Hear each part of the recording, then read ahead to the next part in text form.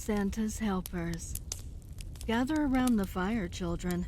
Grandpa has a very important story to tell you. Now, you all know about Santa and his reindeer, and that he leaves presents for all the good girls and boys, but only to them. This story is what happens to all the bad children and what they receive and experience on Christmas morning. Now there's different versions all over the world, even different versions in certain parts of the country. But if you're bad throughout the year, it isn't Santa who will pay you a visit and fill your stockings with goodies and leave the presents you asked for under the tree. No, one of his evil helpers will be sent in his place to leave you a more fitting gift to reward you for your naughty behavior. This is what truly happens. There's no coal that he leaves. Don't believe that nicety. He doesn't even bother with the naughty children anymore. Instead, he sends these foul creatures and beings that would make Krampus look like a moist puppy. First on the list is England. The naughty children there are visited by a being called Black Billy, a tiny wee gentleman, elf-like creature, dressed in black leather, carrying a whip, and rides to your house on a black goat with 6 unusually large teats.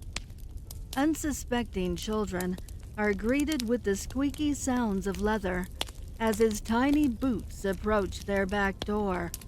That's right, their back door.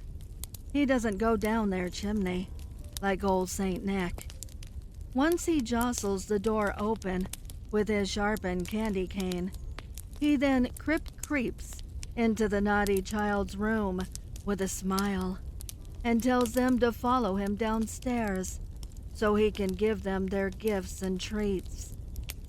But once that foot hits the bottom stair, he informs them that they were on the naughty list, and he was sent by Santa to punish them. First, he takes them to the kitchen, where he offers them cookies and milk, except the milk comes from the goat's rancid old teats, which he milks right in front of them, and pulls some fresh cookies from the goat's back oven, which are fresh and hot, right out of the anus. Ho ho ho ho ho, he says to them, laughing sinisterly. 2 sights I'm sure they'll never forget. He then hands them their stockings and presents filled with every pet or animal remains that have died in the house they're living in. Then hops up on his goat and squirts one last squirt on the floor from his rancid teat, and warns them to behave or he'll return next Christmas, then rides off into the darkness, his leather fading away. Next up is Austria, where naughty children are visited by Jacob, the Christmas Viper. He'll magically appear wherever the home's cleaning supplies are found. When he arrives, he'll glide up to the children's bedroom and wake them with a peppermint and pine tree scented spray of Lysol right underneath their nostrils. When they awake, they see a gentleman dressed in all white, gliding around their room on a Swiffer jet sweep, powered by the tears of naughty children past. He says he's been sent by Santa. As the children become excited, he summons them downstairs with promises of presents and treats. Once downstairs, he hands them rice cakes, circa 1998, for a treat, and a glass of warm tap water to wash it down. Then places the children's presents on their laps, only after they had their Christmas treats. And when they open their presents, they're greeted with old used towelettes and dried up wet naps from years past. If the children have been very naughty, the children have been given an old, extremely used dishcloth to suck on, while Jacob watches and proceeds to clean off the child's hands and feet until the skin comes off. He tells the children they were very naughty this year, and he was sent by Santa to clean up their act. He then bows and squirts one more splash of festive juice, and then glides off on his painted Swiffer. Next up on the list, excuse me, Dad, is this tale almost finished? I have to put the kids to bed. No, I still have many regions to go.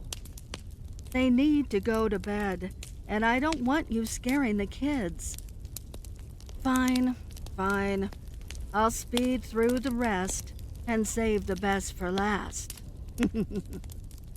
There's Felista in Mexico, a creature that awakens the children with their parents' screams, because it's sawing off their parents' private parts with their razor-sharp teeth. Talk about stocking stuffers. Then there's Pinus, the Christmas spruce, that's found in any heavily wooded area around the world.